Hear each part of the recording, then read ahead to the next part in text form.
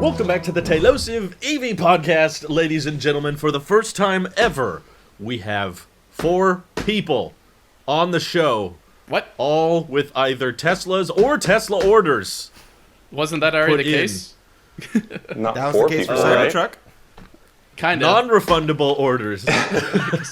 Yeah, I'm gone for a week, Nick, and you go ahead and buy a Model Y. You missed I know. everything. You missed a big week there, Mike. It was all because you were happened. gone that this happened. Oh, of course. You're like, oh, I'm missing Y Mike. I know. Wait, a Not Y. enough Model Y presence on this podcast. There's not enough Y presence, so I needed to make sure Mike was represented. I'm still hoping that the Model 3s will have their day where we are the majority in the house. No, Randy, now it's perfect. Everything's in perfectly perfect balance, as things should be, okay? Can I bring up some of the balancing? I've been thinking about this all week. Me too. Go ahead. First of all, we're gonna have 2 Model 3 owners, 2 Model Y owners on the show. By the end of We're the gonna year. have two people with white interiors and white exteriors, 2 people with darker exteriors I know where and you're going black with this. interiors. Yeah, okay. We have 2 people with 18-inch aero wheels, 2 people who spec'd for higher end wheels, 2 people with tow hitches, 2 people without tow hitches, 2 people who paid in cash, 2 people who financed, 2 people, 2 people that who did paid FSD. for full self-driving, Yep. 2 people who did not pay for full self-driving, Everything's 2 people in on the balance, West Coast, as 2 things people should be. elsewhere. Elsewhere. Elsewhere, it feels like elsewhere. Well, actually, for our viewers who's watching, I got my California Burrito Cali flag right there. So I'm repping home. He's basically in California. I'm That's basically, basically what yeah. that means. What about 2 the configurations as like you have you have the lowest config? Does it count that at the time? Wait. We cover 2 all people of with long range, 2 people without long range. Okay, we'll do it that way. Okay, we'll do it There you that go. way. 2 people that what was that? 2 people who bought before 2021, 2 people who bought after 2021. Jeez. Wow, we're really doing good. There And is then so we have much 3 symmetry people. here. Then we have 3 people with beards and 1 guy with a baby face. I'll shave. I shaved the. And 1 guy with rear-wheel drive. Oh no. And 1 guy with a green configuration, and no one else has that. Yeah. Nope. No one can legally Oh, have 2 people that. who got paint protection Oh, film. and 2 people who actually have their Teslas, and 2 who are just riding on the bandwagon of having it. Randy inspired all of us. I'm glad I Yes, he did. inspired Y'all Oh, saw yes. you, Randy. Mike. Inspired me. Very It definitely inspirational. inspired me. I'm glad I inspired It you, wasn't Mike. me Everyone- looking for a car and seeing that Tesla's making a compact SUV. I'm like, I want it. Everyone who bought a Tesla after Randy is copying him. And That's I a lot of will people. That's how it goes. copyright claim every video for Go. yeah, You everybody. would, wouldn't you? I would. I'm that guy. I'm spicy today, Perfectly Like a balanced. burrito. like a burrito. Woo! Once again, right there. Yeah. Except All right, California burritos Nick. aren't spicy. Anyway, Has anything changed in the last week? I know at least when you texted our group He ordered a chat. Model Y. Yeah. welcome back, Yes. Mike. Yes. You're not Y Mike anymore. I'm talking about any changes in the order because I know with a lot of ordered a orders Y. online, I see people's date for delivery fluctuating a Yeah. lot. Yeah. That's the scary thing. So I ordered the Performance because it has a ship date of May instead of December, which is like, maybe I don't want to wait another 6 months. So I did that, and it said estimated delivery May, and then a few days later it updated, and it said June 24th through July 11th or something like that. Oof. And so it was like, okay, so it's not May. Thanks, Tesla. Appreciate it. And so then just yesterday, it got bumped back to May. I just looked here on my Tesla order page on a computer that I'm rarely using, and it still says June 16th to July 24th, or July 14th. I had a little panic attack, but I haven't refreshed this page in a while. So it's actually May 18th through June 22nd is the Okay. So current, almost 2 months current from window. now. So Wow. we'll see. That's We'll exciting. see. Pretty much exactly. So I have to ask, because give people the chain of events. We had last week's show where we talked about what would be the best decision, or what we thought Nick should do, or what me and Randy would recommend.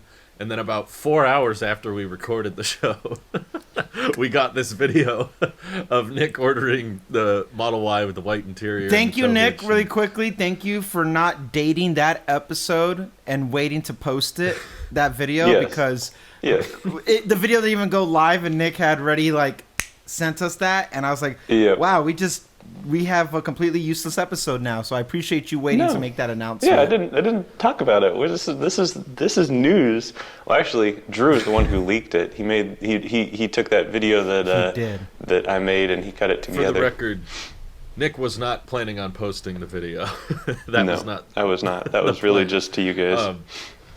Yeah, it was just to us, and then I was like, I think I can tinker with this a little bit and post it on the EV podcast channel so that people see the moment. Drop out all the profanities. If you were subscribed to the Tailosive EV podcast YouTube channel, which is the new channel, you would have known about this a whole day ahead of time. So, right, go subscribe. So I was like, this is a cool moment for Nick. This is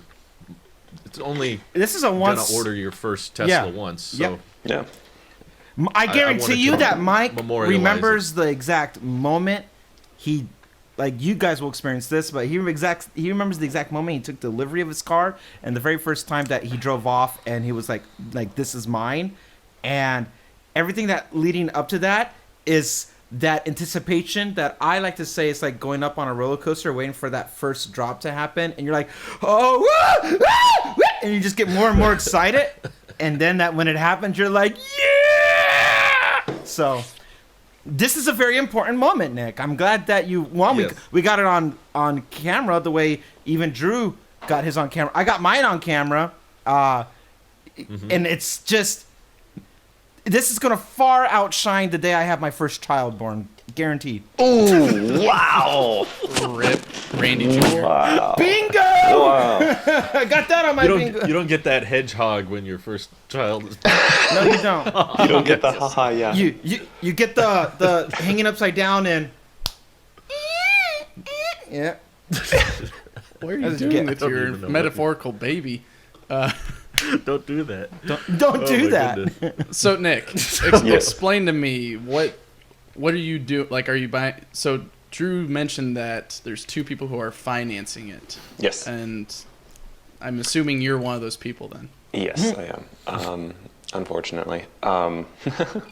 The main reason why I'm getting this vehicle is to combat gas prices, and my current vehicle is falling apart.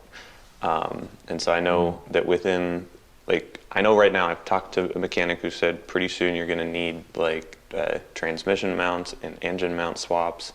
There's something wrong with my steering column. There's something wrong with the front suspension, and it sometimes doesn't start. Actually, lots of times it doesn't start because there's something wrong with the ignition switch. And so it's like I'm kind of driving around this beater car that's works half the time and rumbles.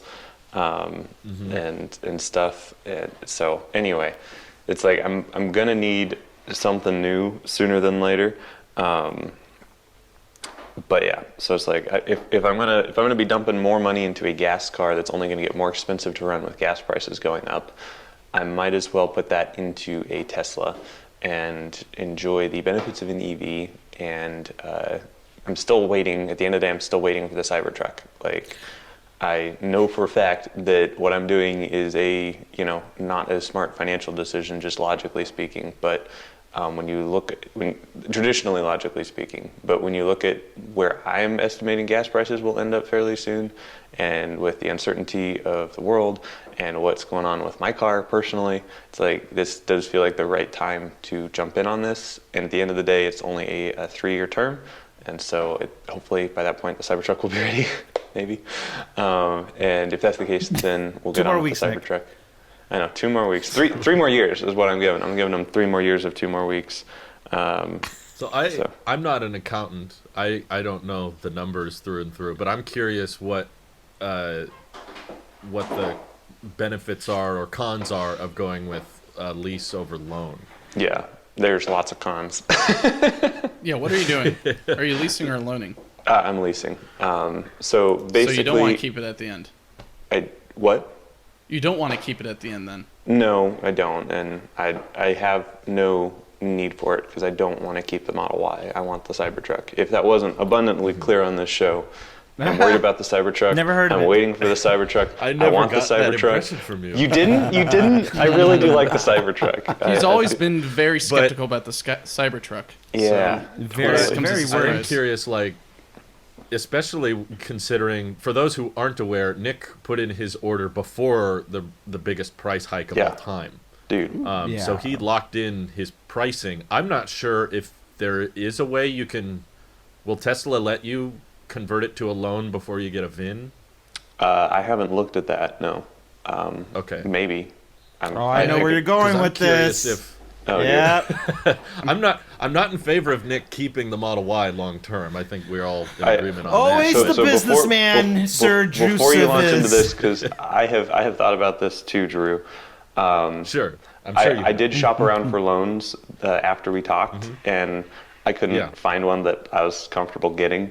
The ones for the price of the Model Y that was getting here in May, it's like $68,000. Those were terms I was not wanting to take in a loan. So it's buy a house at that point. I know. Yeah. Tiny house in Texas. Anyway, You get some pretty good land for that. whatever. So the lease is based on your math, the lease is going to be the way you secure that you will have enough money by the time the truck is out, right? Yeah.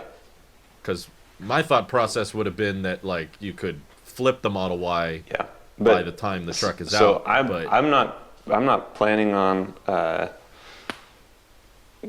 So the Model Y, right? So my job's very much in the sand and the dirt and the mud, and I see Teslas all over the place down at Starbase that are owned by SpaceX, like the security ones, or even just ones that employees drive around, or the ones that are owned by SpaceX.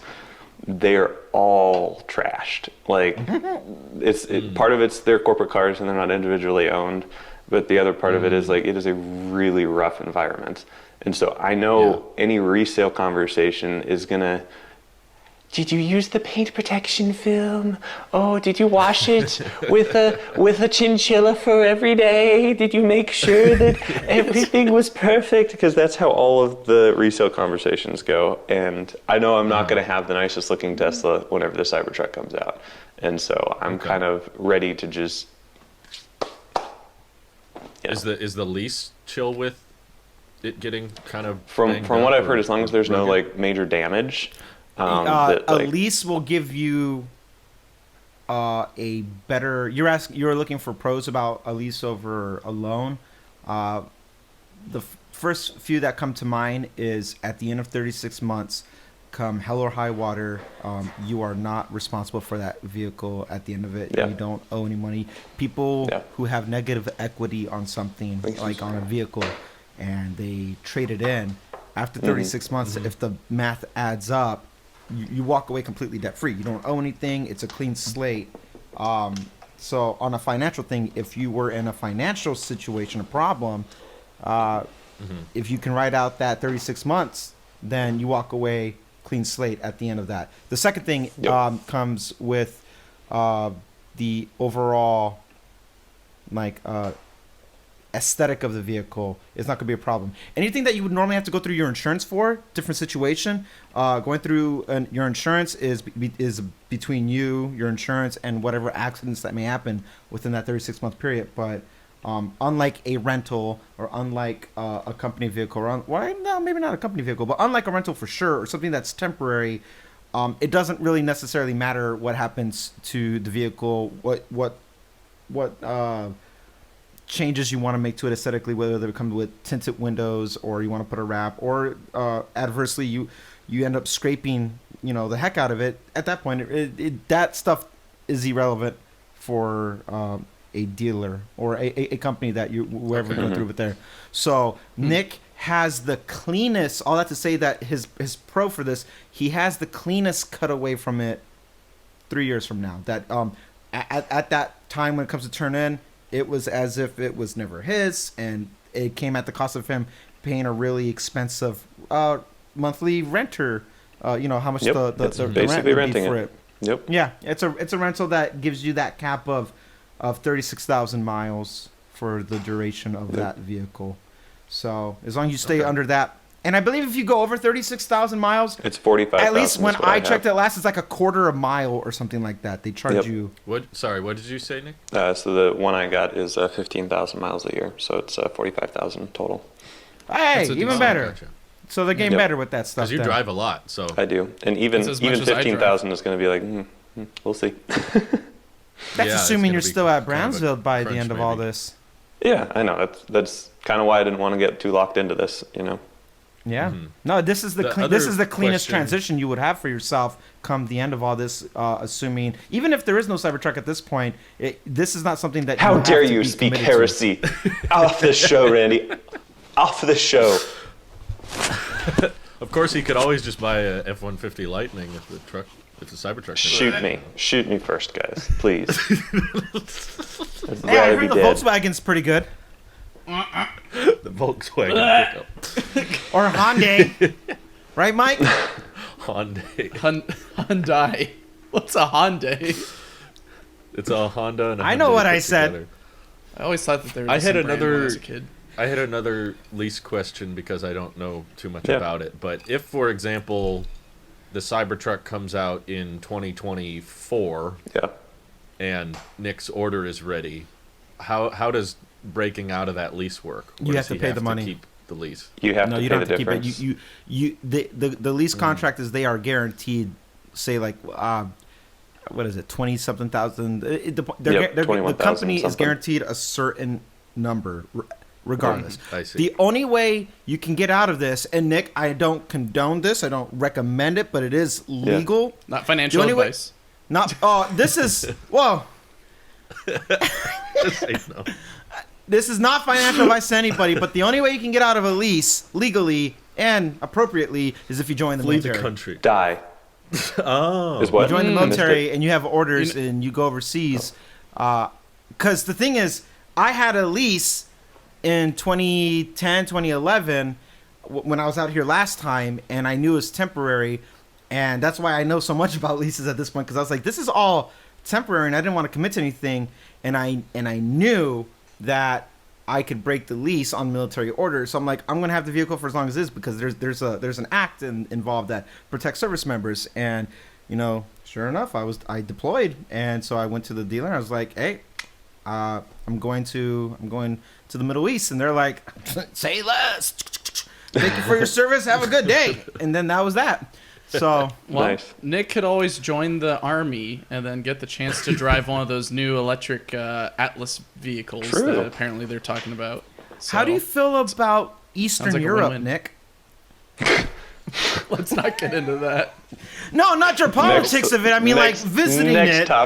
Next topic. Because you would be probably visiting it. So my next topic, I think, is your ideal scenario like, perhaps the quad motor starts production next year, maybe mid next year. Yep. And then maybe dual motor starts production around May 18th of 2025. Yes, that is the hope. So and then, that's why I'm kind of comfortable doing this, because I know that the Cybertruck could start production next year or 5 years from now, right? There's no guarantee anymore. But I feel like I have enough orders, and the orders are spread out enough where I will be able to get the one that I want when I am ready to get it, right? So, because I don't think I want the quad motor one, to be honest. I don't want to spend $120,000 on a Cybertruck. Like I can. Goo. I want it, Nick. I want the quad motor. Except I want the tri-motor first. Mike will get the quad motor Cybertruck, and we'll do all the reviews with him. And you want to do halvesies with me? I do think Nick's price prediction is slowly becoming more and more accurate, in my opinion. Yeah. Can you refresh our audience, and definitely not me, what that prediction was? $120,000 for the quad motor Cybertruck whenever it comes out. Yeah. Sounds about right. Which, can we talk about the Tesla price increases? I feel like I lucked the heck out. And Drew, I'm sure you're feeling the same way too. Like, every time I see the news lucky. that it went up, I'm just like, would suck not to have a Tesla reservation right now, wouldn't it? We did get some pros of waiting. I mean, we're paying a lot more than what Mike and Randy paid, but we are getting AMD Ryzen. We are getting circumstantial. That's circumstances. I think this is proof that anybody who has been on the fence, as Drew, as Nick, even though I would say Nick became more of a necessity at this point, but this is a cautionary tale that I would like to actually reiterate, that there is no better time to wait. If you are thinking about it, the sooner you do it, the better. But what if I get the better battery cells? What if I get it does? I promise you, as you're seeing with the prices that are going up, ladies and gentlemen, it's not worth what if-isms. That's a terrible purgatory to live in, where you're just constantly waiting and seeing. Because then you're like, oh, I'll buy from the used market, and good luck with that. You guys see the inventory, the used inventory. It's the best time to do it. Shoot, I wish I bought mine in 2018, 17, 16. Like, at this point, I wish I would have pulled the trigger sooner, because now, at the end of the day, that's what the only tangible thing that we can, like, feel the effects of is what's coming out of your wallet. And you guys, you guys dodged a bullet, and I guarantee, as we've all are predicting, it's only going to get worse. $2,000 bullet. Yeah. And then they're going to be like, remember when it only went up by 2,000? They're going to say about the prices the way they were talking about FSD. They're going to be like, remember when it was only 61,000? Like, those are going to be good times to talk about. I think unintentionally, Tesla's going to become Apple in the sense that they're going to, by design, become more luxury and make Lucid completely irrelevant, just to keep up with the demand and the chips and the manufacturing and the gas now. And it's, you guys, I feel like we're the last way. Noah's boat, hey, we're lifting up the thing right now, and you guys are the last two mammals. And you got on two lions, two giraffes, and two white boys. I was thinking sloths, but okay. You two are the two last white boys that got on the ark. Welcome to paradise, my friend. No, I mean, it's weird how quickly you feel like you got a bargain. Exactly. Yes. When we ordered, they had never been higher priced. Yep. Yeah. That was the most expensive they had ever been. But I was like, hey, I think what really sold me on standard range, which is now rear-wheel drive, was the LFP thing. Because I was following that pretty closely last year. And I was like, yeah, okay, it's 80% a day. Oh, I don't really need to go 200 miles on a charge that often, and got to account for degradation. But once I started following the reviews and watching people document the experience of, hey, this goes to 100% daily, and the cycle life of this chemistry is almost twice that or more of the nickel-based cathode, I was like, I think I can justify settling for less range as long as it's more obtainable range. So that made me a lot more comfortable with the concept of not going long range. But I do think there's a lot of misinformation or people not quite understanding what the price hikes are for and what's causing them. Because I definitely saw a lot of comments on my videos talking about, oh, this is just corporate greed. This is Tesla getting greedy, or this is just Tesla wants more money now, and this is going to make it harder for people to afford EVs, so this is slowing the transition down. And I tried my best to explain to people that this is not resulting in less deliveries. We are still at peak deliveries. More vehicles are being delivered than ever, and you're actively, as a business, you are actively leaving money on the table when demand grows like it is, and you choose to not change the price. It's like you very well are the equivalent of, like, at a restaurant washing dishes, and you're washing as many as you can, and then someone else is dropping more dishes next to this sink, like, hey, can you build me a Tesla too? Can you build me one? Can you build me one? And they've got such a large backlog. If they did nothing, and just kept prices the same, it would be far worse than it already is. And there's already tons of people like Nick and myself that are fed up with, we still gotta wait how many months before our car gets here? Imagine if it's not really an ideal scenario to be like, okay, let's just keep prices the same and the backlog will be 2 or 3 years and we'll lock people in on dated pricing or lower pricing, especially with inflation and rising cost of infrastructure and all that. Instead, you raise prices to kind of discourage new orders from coming in and say, hey, don't order one unless you're willing to pay the premium for it. Mm-hmm.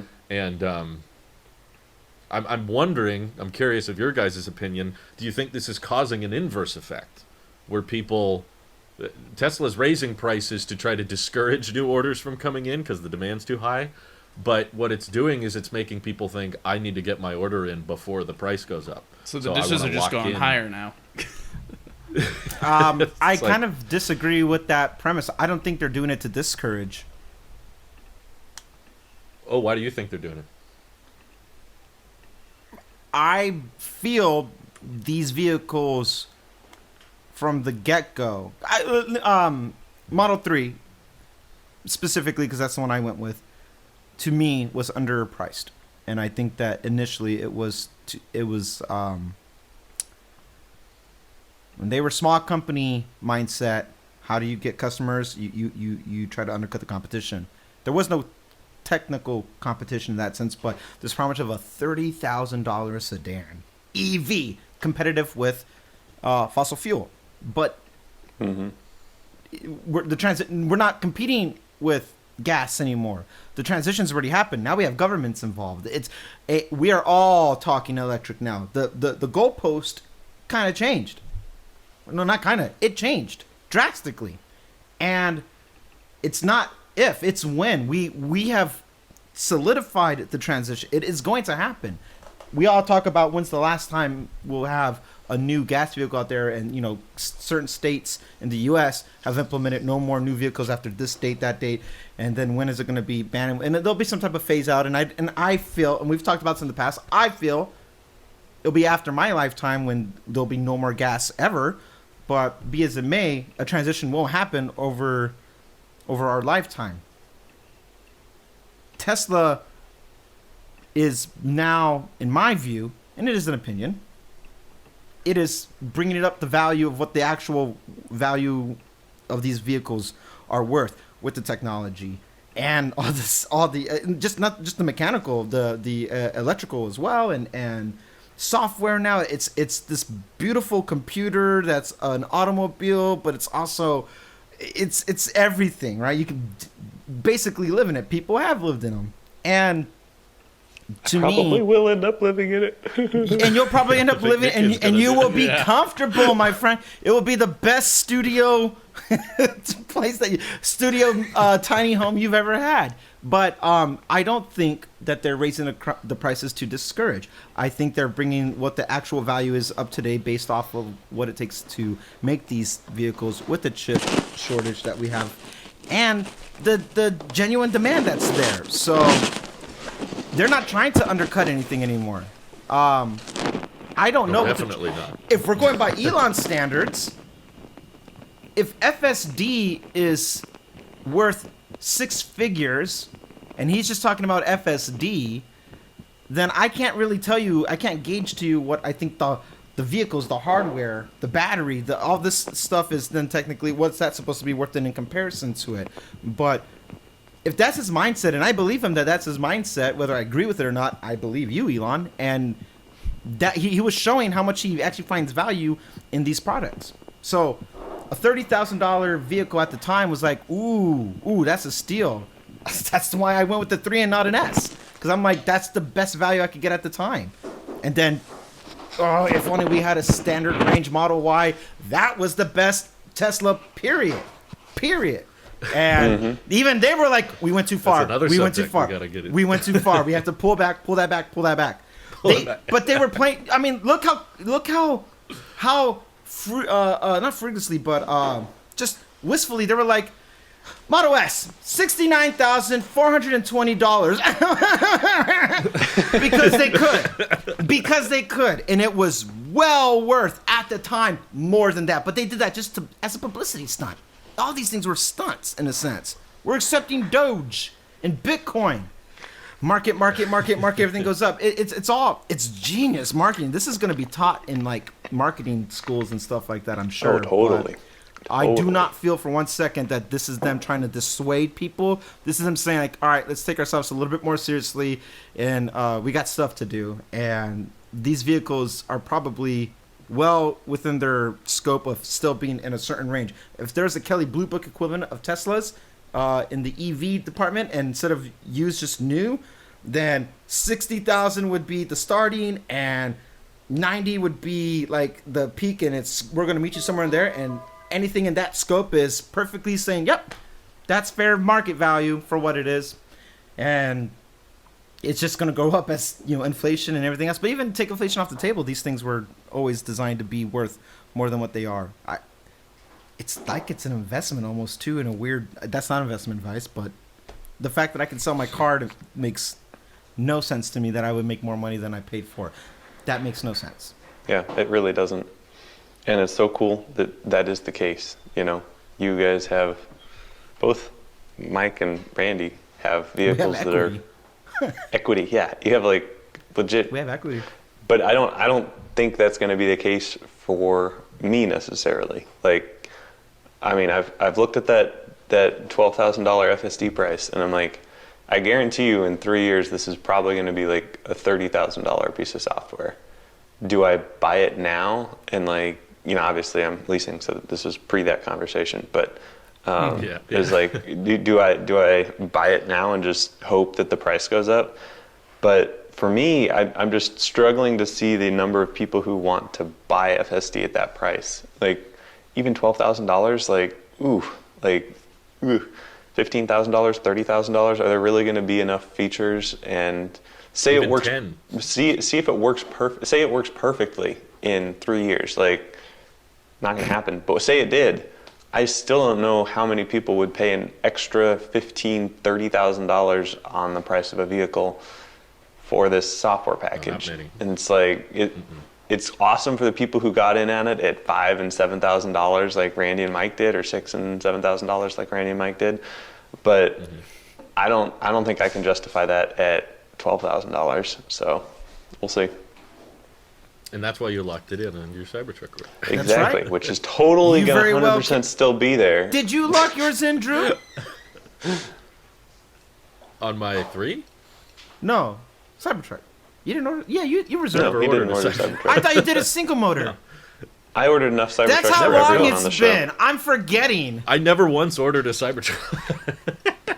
A lot of people said that in my comments, though. They were like, "Oh, Drew's getting a Cybertruck when it comes." I was like, I literally never said that once. I'm forgetting. It's been that long. I think that was all a blur. It is. It's that a blur. event and that Pre-COVID, coverage. But everything. I would believe they weren't trying to discourage orders if their gross margins weren't so good. That's why I believe this is not so much to do with how much it costs to build the vehicle, especially because most of the reports I'm reading now say Tesla's already locked in contracts with suppliers with lithium and nickel and stuff, so they're not really facing that much rise in costs. But they basically have the best margins of any car company. So if that's the case, they're raising the price not because the vehicle costs more to make, but because the dollar's worth less, and basically worth is dictated by what someone's willing to pay for something. So essentially people freak out and say, why is Tesla making it so hard for me? Like, why is the price so high? It's like, because there's someone else that also wants one and they're willing to pay more than you. That's who you should be mad at. You should be mad at the market of people willing to pay more, because Tesla's going to charge what they can get away with. And because they've had such an influx of demand and such a huge interest in orders, they can get away with doing this, and they're still going to deliver more vehicles than ever, and they're still going to have the best margins ever. Arguing for them to just lower the price because it'd be nice is about as equivalent as asking for a free one. It's about as logical. It's like, yeah, it would be nice. I agree. If Elon just said, "Hey, you get a free Tesla," I'd be like, "Great." Hasn't happened once, but according to him, not even his mother could get one for free. That's amazing. No, he's consistent. Yeah, He's, so Tesla's not budging on that. Tesla will put itself in the luxury sector, and there really won't be a need for an Apple car because Tesla will take that space too then, if that was that approach, because there will be somebody who has more money than you who's going to want to buy what you want to buy, and they're going to win. And that's the capitalist market formula. It's kind of an auction in a way. It kind of is, and if it means you got priced out, then you should have got in this. You should have bought a Supreme shirt before it became this weird thing. Back when they were selling at Sears and Kmart and Walmart, before it became what it is now. That is investment advice. And that is. Supreme. Thank you, Drew. My number one fan.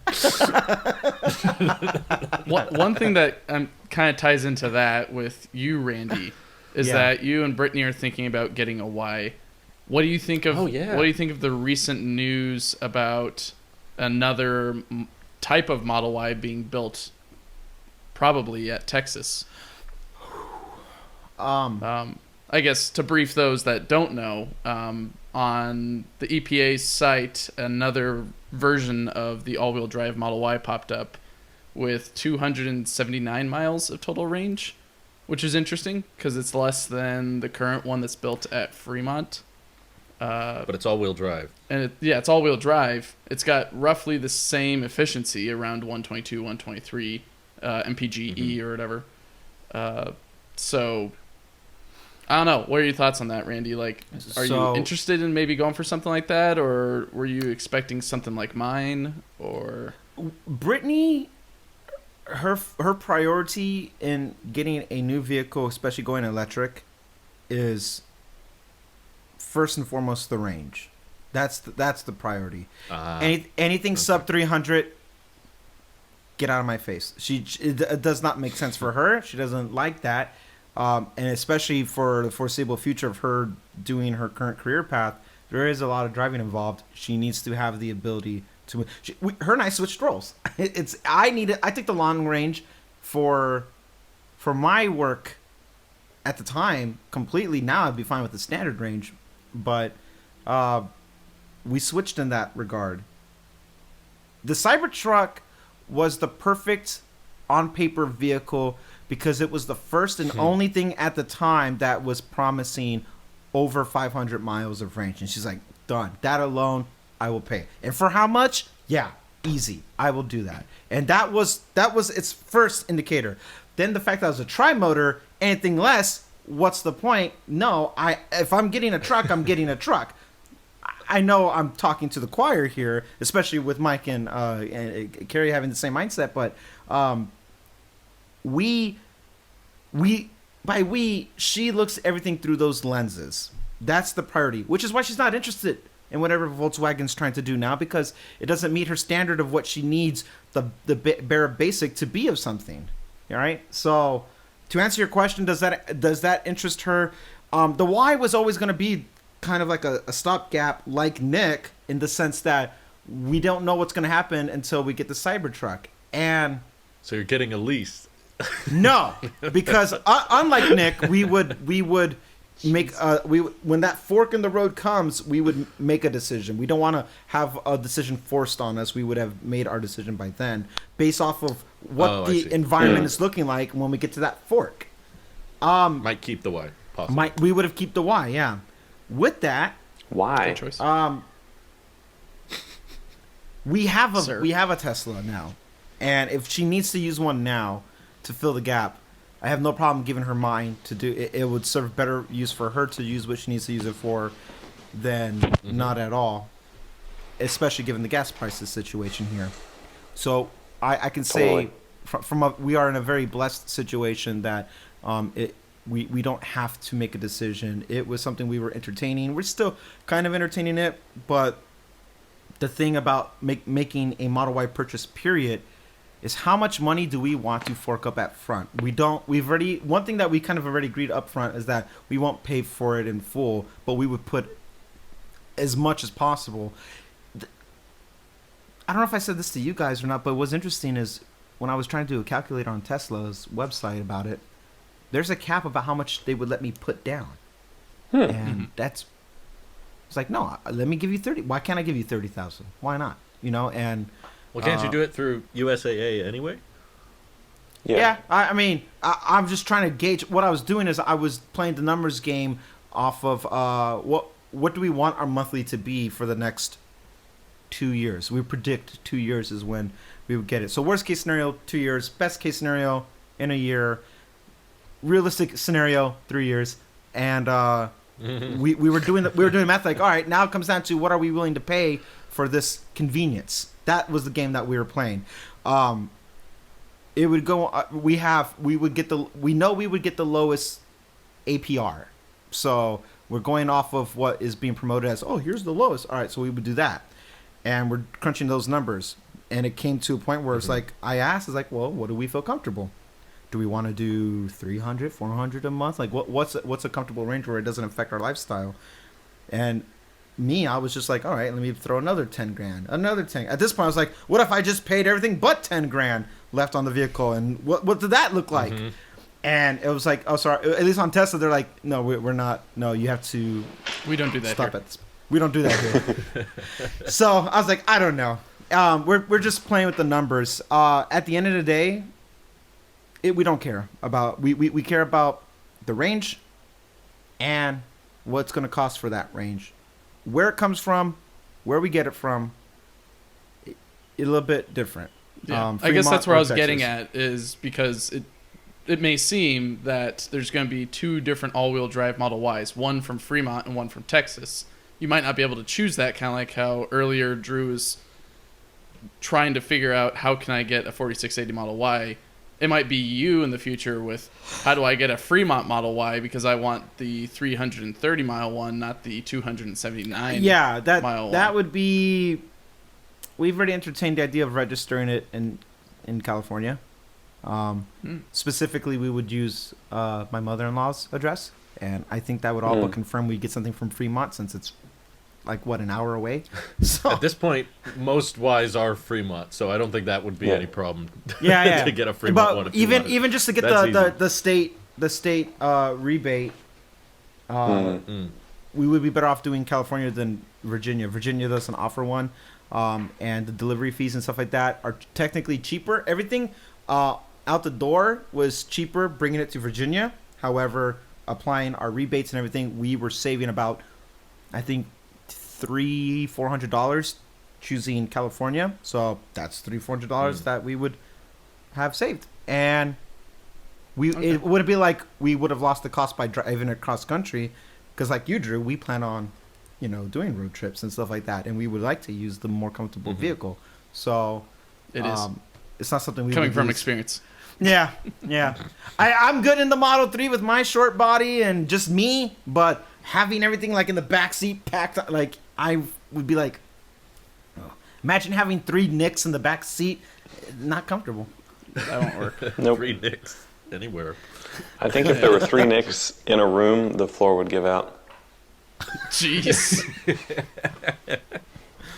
Nick, it's cement. We're at the ground Exactly. zero. Exactly. It's like a neutron star. The whole curious. tectonic plate would sink into the magma.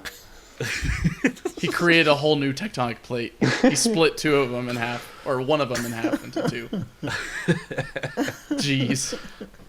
I'm more curious about this all-wheel drive Model Y, the lower range version, for Nick's situation, because.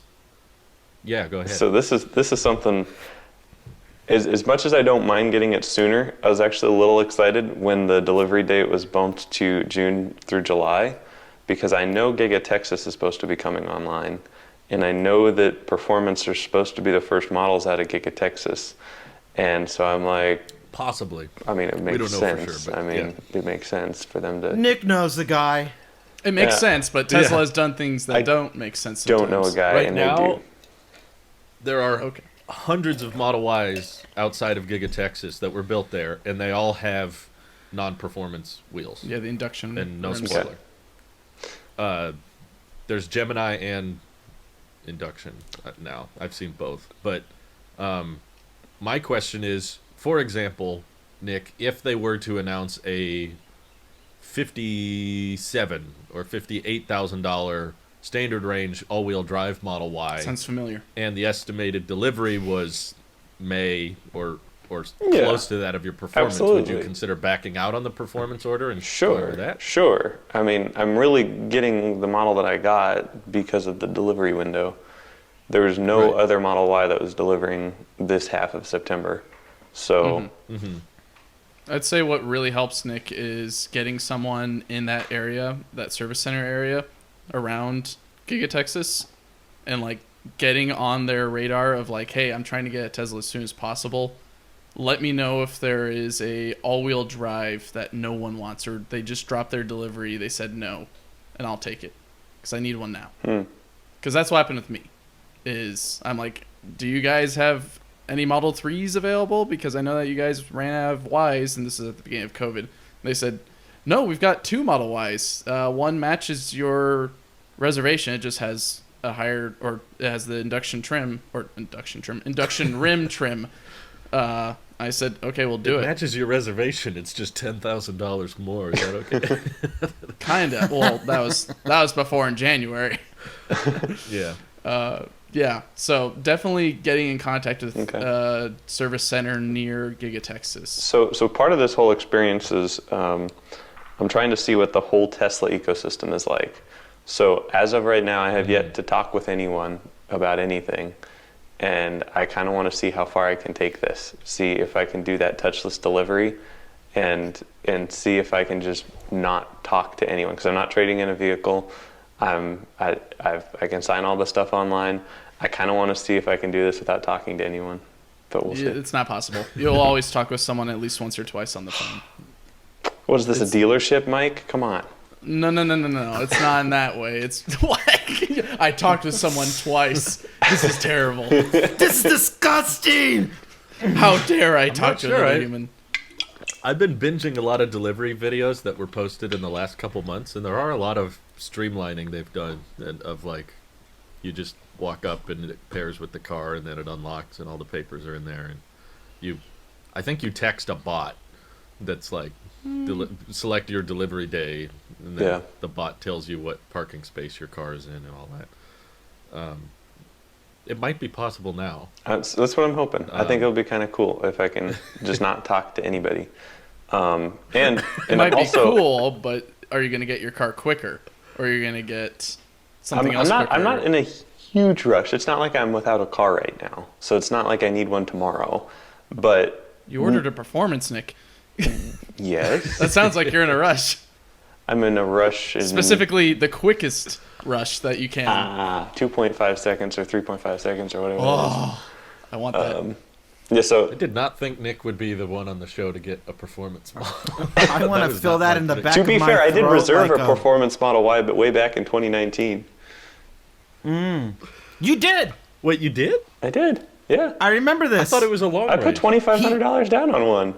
Remember that? But it was I refundable. did too, but It was refundable, and I got my money back. But yeah, I did too. I did have a... You were so frugal with your money back then. Not frugal. Opposite frugal. Very. I believe he Sarcasm. canceled his Model Y reservation once the Cybertruck came out. Yep. It was like a good 3 months. No, March till November. Yeah. It was like 6 months. I was 6+ months. I was waiting for it. But yeah, so... Nick, weren't you unemployed at that time? Yeah, but I wanted that white Model Y. What this price increase has told everyone is, even if you're unemployed and or don't have enough money for anything, just reserve the car and maybe in the future you'll have the money. No. Let me look real quick and see what EDD is paying out. I guess I'm buying 12 Rivians. No. Yeah. Like, I'm curious if, because I talked with my wife about it, and we basically came to the conclusion that if, in the unlikely scenario, the all-wheel drive Model Y came out and it was, like, close to 50, Mm-hmm. then we'd be willing to get that instead of the 3.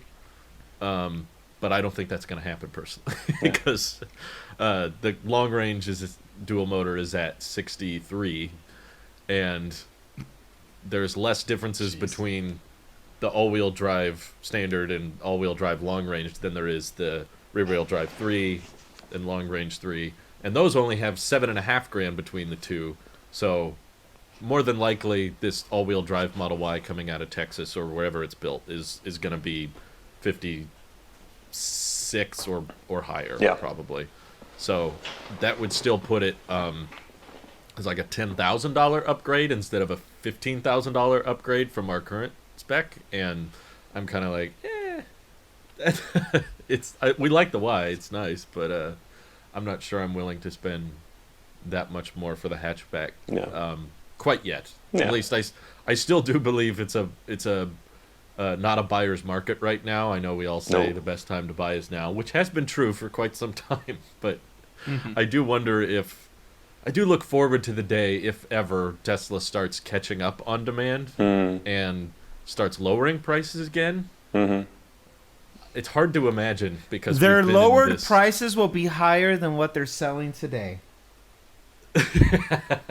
Probably. You're saying we have a ways to go up before we start going down. Yes. Basically. I think it's just going to go some more. That's exactly what I'm saying. That's why I'm feeling like everyone right now is kind of comfortable with the stopgap approach of like Nick is just getting a Tesla to hold him over until the truck is ready, and you know we're kind of testing to see if we can get by with a 3, and if we can, then great, and if not, we're not against upgrading in the future to something, but we're willing to wait until everything feels at least like a better deal, and everything feels a bit more reasonable. And in the meantime, we'll have a Tesla, so we can be safe and have cheap charging, and already looking at charge point locations around our area. We're like, ooh, we could go here, we could go here. So we're excited, but in the unlikely event they made a $50,000 Model Y before we took delivery, then we'd probably back out on our non-refundable deposit, but it'd be worth it. No, $100. $250, sir. Oh, okay. I'm sorry. It's a lot of money to donate to the Doge Foundation. So, Drew, I have a bone to pick with you with your recent video on the ID Buzz. Oh, okay. Why do you think it's a good vehicle? What do you see the appeal in it? I don't see any appeal in it. It looks like trash to me. Wow. So is your argument just the aesthetic? It is. They flaunt that this is like the next gen bus, and that there's so many like callbacks to it, and there's none of the utility that the original bus had. That so what is the utility of the original had that this one doesn't? You could stand up in it. You could customize it a bit more, and you could tow things with it. It had all-wheel drive. It didn't max out at 90 miles per hour on the highway. Get him, Mike! Get him! I didn't realize Mike loved driving his VW bus at 100 miles per hour so often. I do. Off-roading. It's great. But I don't. Electric motors are very different from combustion engines, so I'd be willing to bet the rear-wheel drive Buzz is still faster than the gas-powered bus from back in the day, despite maybe. But I don't think that's coming to the U.S. though. I don't think the rear-wheel drive. They said there's a longer version coming to the U.S. in 2024. So 2 more years again. Yeah, typical VW. About the same timeline as the Cybertruck. Everything is backlogged now. At least they're being somewhat honest about it. But I liked the ID4 when I test drove it. I thought that was the most competitive Tesla alternative, and I know there's a ton of people right now considering alternatives because they got priced out. I saw several comments on the video announcing the price hike saying, like, I can't do it. There were many people that were just like, I was saving up and I was hoping to order one, but at this point I can't do it anymore. It's just too much.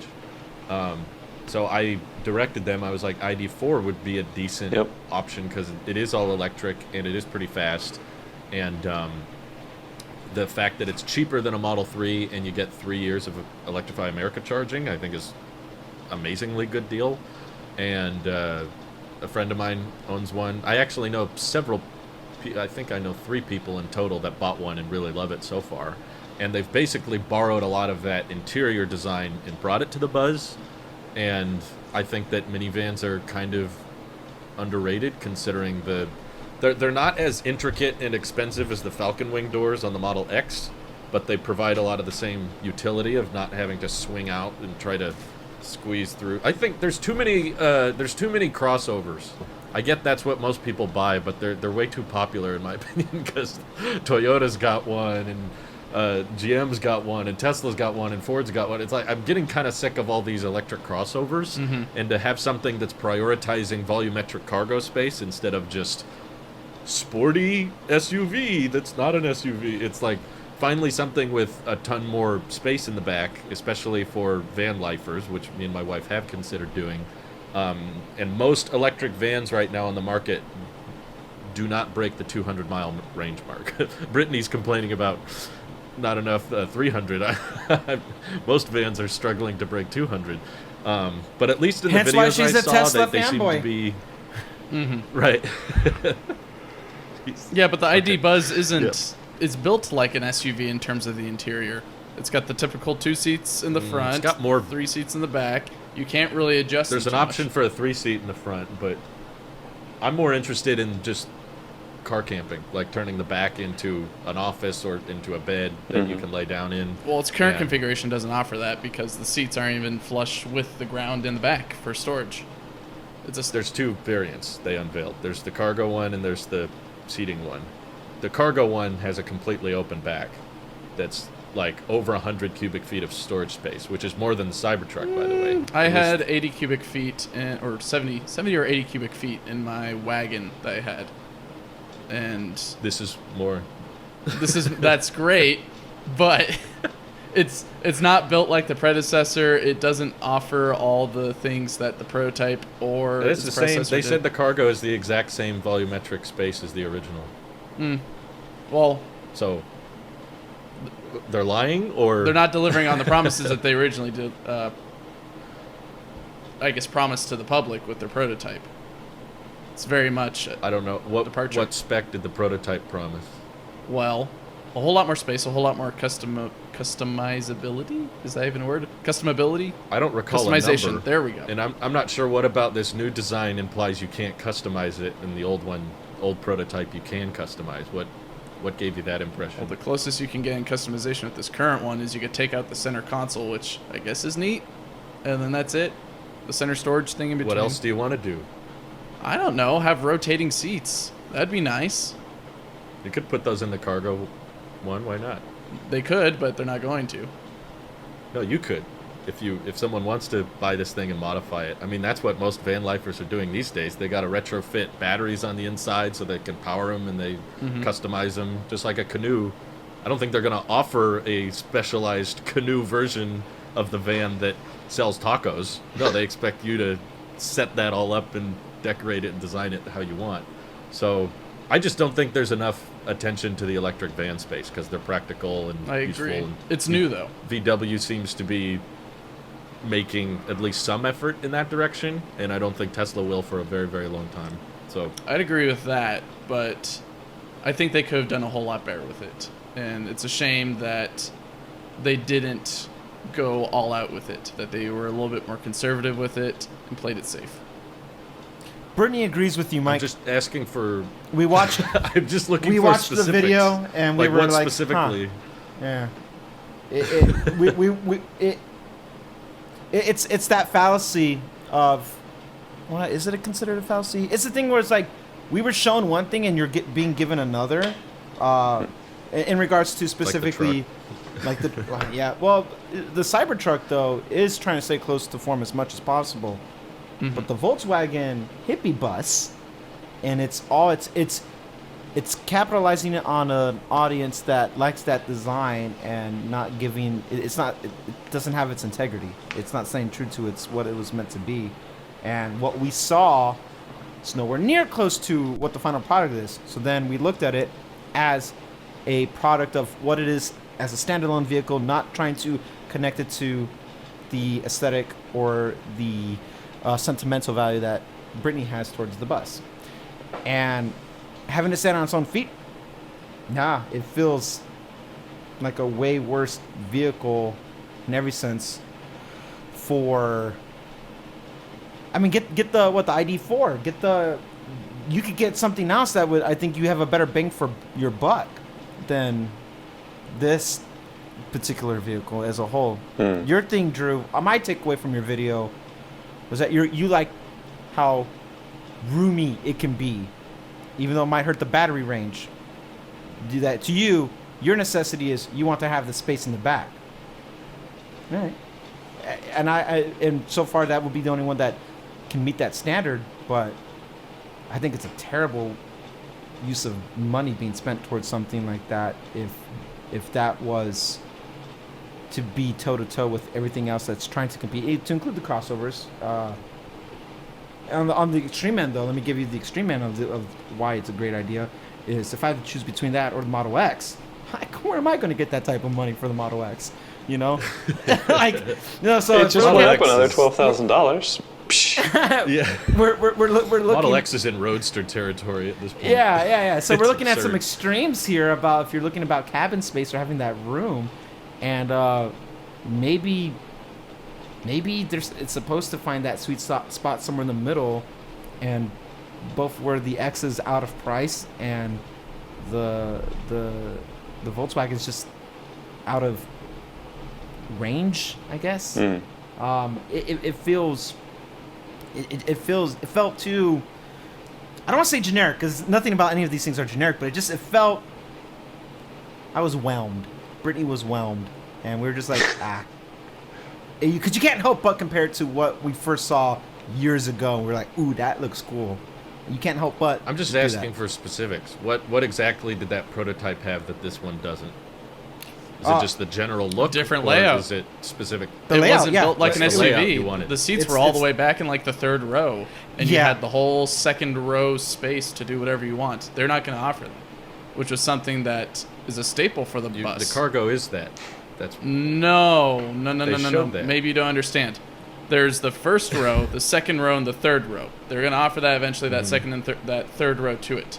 In the original prototype / the original bus, the second row did not exist. It was a first row and a third row. That third row acted as a second row, but you had that whole second row area to do whatever, to sit and take off your wetsuit, or to sit and relax and hang out, eat some brunch or whatever, or go get some burgers and watch the seaside and all the tides coming in and out. You don't have that with this. You don't have that ability. The closest thing you get is a cargo version, but maybe you're sacrificing because the cargo version is going to be that tier where, you don't get the cool fancy smancy stuff. You get lower tier screen. You don't get the ability to really put anything in there without having to manually drill stuff in there. Where the prototype and the original bus had those configurations that you could get. You didn't have to drill into it. Yeah. Okay. Well, I don't see that necessarily as like total deal breaker, but it's a deal breaker for me and Brittany apparently. Yeah. I think Mike said it best. I can't really add anything to more to that. That's exactly what it was, or what she was kind of looking for. That idea of having the roomy space, but you can hang out in the back. The beach vibe as a whole, surfboards if you wanted to, or what, like that. There's a whole like, what is it? It's there's like a whole. It's not hipster, but it's a whole thing. It's a. I don't want to say it's a fad, but beach vibe. It's a thing, yeah, and that's Brittany's aesthetic. It's not mine. I could not be any more indifferent about it, but that was the thing where Brittany was like, if this comes out before Cybertruck, this thing, screw it. I'm getting that. There's a loyalty to that type of thing. I guess the way people have the same thing towards, I guess, an iPhone or something. I can't really pinpoint what it is, but there's a fan base towards it. There's a loyalty towards it, and it felt to the people who are fans, to even fanatics, if they felt like they got cheated out of a possible thing. Not to say that it won't happen in the future. Maybe this is, I'm okay with Gen 1 things being crap and then let's improve upon. But this thing right here, based off of the prototype concept of it, they're like. This just seems like they took an ID4 and then just stretched it out and called it a day. Yeah.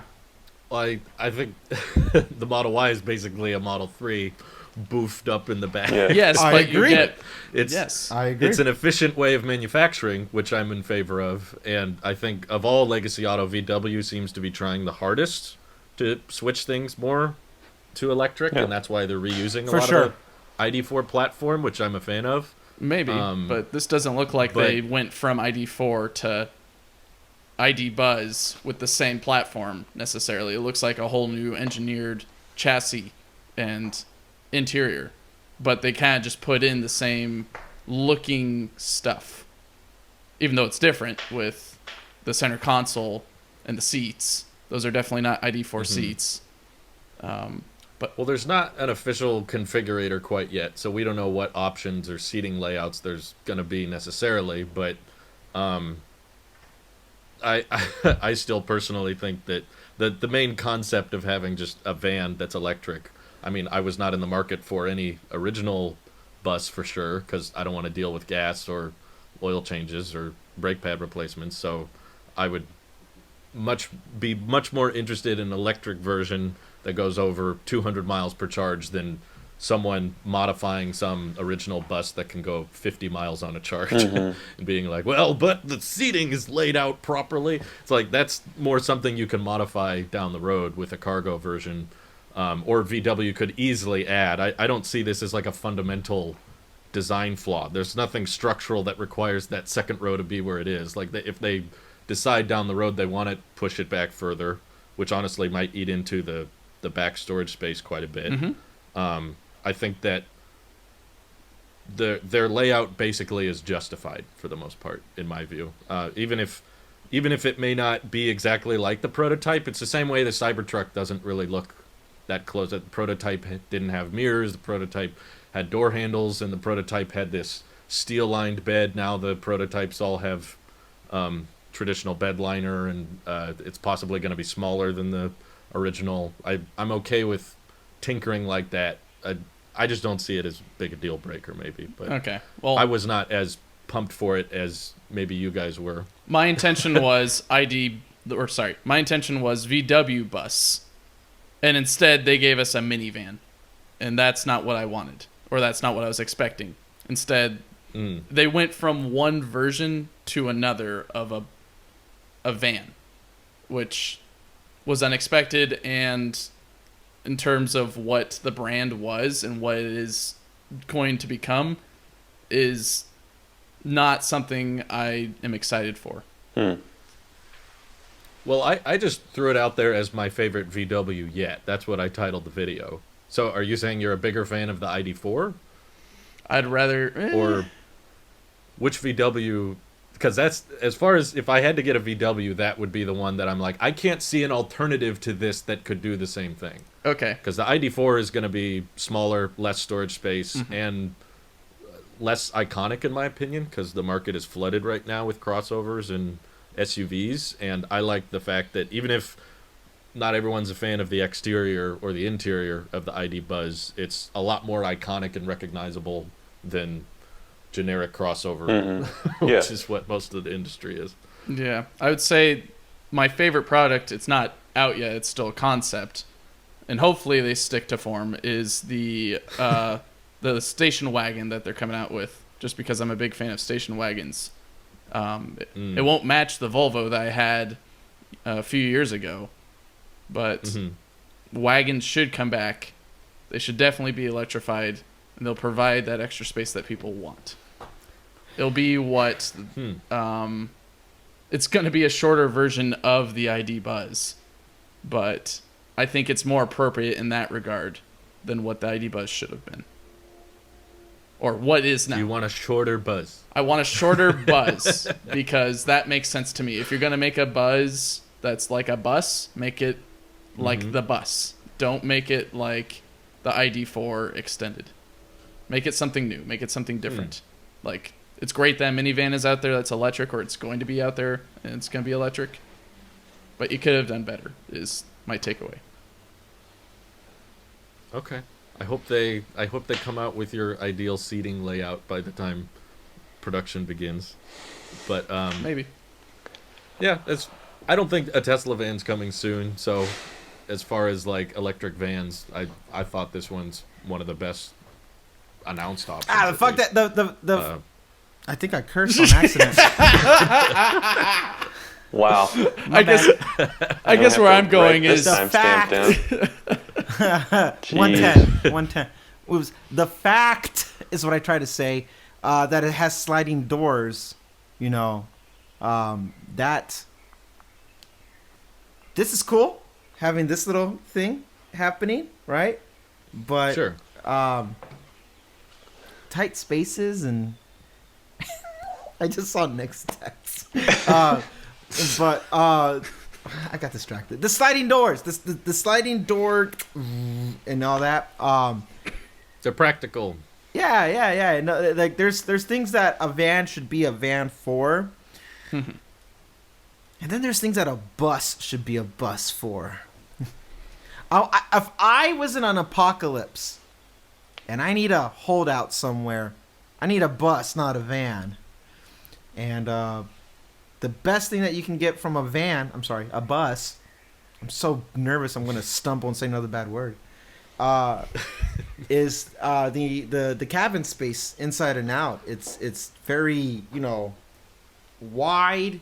It's kind of, I'm looking at my framing right here on the FaceTime. It's kind of like the FaceTime window. It's really wide, especially in these little corners. There's no narrow dip.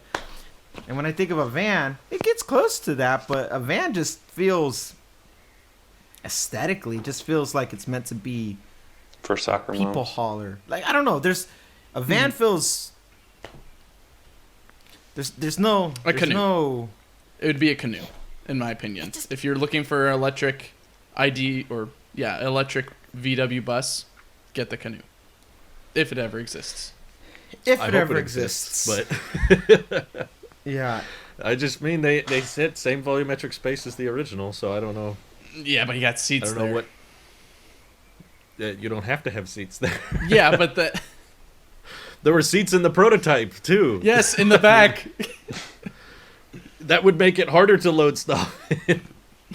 So now you got to keep all your surfboards right in front of you. No, they go on where top. you're sitting. Do you know what the What bus? do you care? they You're the can still driver. go on top. You're driving anyway. So you got to I worry know. about. If I'm the driver, I'd take the cargo version. That's why I like. That's why I liked it. It's like it's got a ton of space. Shouldn't be terribly expensive. What they need You don't to know make, that. You don't they know need that. to make an RV. That's this. Yes. We're heading yes. towards RV territory. That's what we need. We need a full-fledged. Drew. I would love to see that. That'd be Alluded a to a food megawatt truck, treasure. right? You imagine having a food truck, but instead of just the kitchen, you have a bathroom. You have it's just glamping in every sense. That's what we need. We need to act like we're gonna go camping, but really we're gonna be prissies about it and be like, no, it's too cold outside. Oh, I want to have my conditioned climate control. That's what we need. And a bus felt closer to getting to that vision than a van. As his Randy, pinky goes out to drink. When you go camping, you're like Tom Haverford, aren't you? You get like all the Sky Mall stuff and like a little Roomba to clean your tent and Listen. Ice cream maker. I have spent months at a time in a sleeping bag sleeping in dirt. I earn whatever I put myself into after that. I'm good. I've been on the extremes. Now it's time to get the good side of it's time to get the good side of the extreme, okay? Yes. You did the bad kind of camping. What? I want wasn't a the hunting good trip. kind. Forced camping. What? Nothing's worse than mandatory fun. That's what we call it. Mandatory fun. Yeah, mandatory Right. fun is just the worst. Like, oh, I don't want to be here. Well, hey, Elon rode around in the ID4 and he liked it. So Good for him. I side with Elon. That's the ID4. You would, you shall. He got along well with VW, and I think they're going to make it. I think they'll be okay. But Everyone else, I'm not sure. Well, I'm sure they'll be We'll okay. find out. I'm just saying they're getting away with it, and I don't want them to get away with it. This darn seating layout.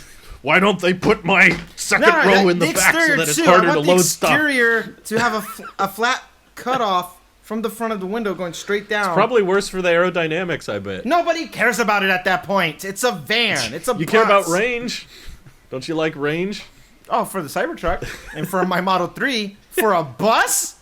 Show me a bus that's giving you over 500. No, I don't. It doesn't need that much range. It's going to be hanging out at the beach and then sitting in a parking lot forever, plugged into something. It doesn't need it. I think 230 plus is a good place to be for van lifers, especially if you're car camping. Yes. You're going to use that I agree. HVAC. Yeah. I agree with that. 215, that's way too early in the day, but 230 is the perfect time to go van camping. You heard it from Drew, ladies and gentlemen. 2:30 or later. Yep. Alrighty. Well, I hope my delivery window improves by next week. But any final words, gentlemen?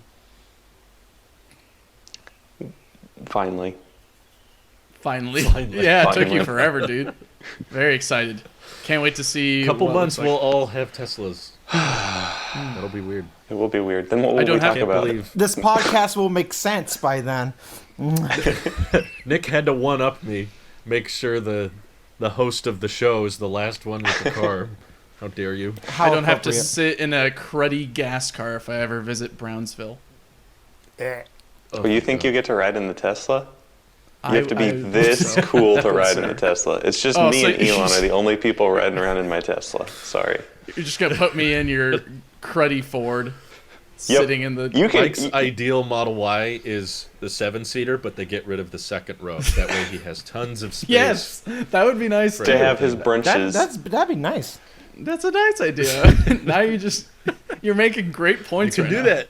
No, you Pull can't. it out. No, you can't. Yes, you can. No, you I've can't. seen someone do it. Oh, All right. Bye. Great. Bye. Bye.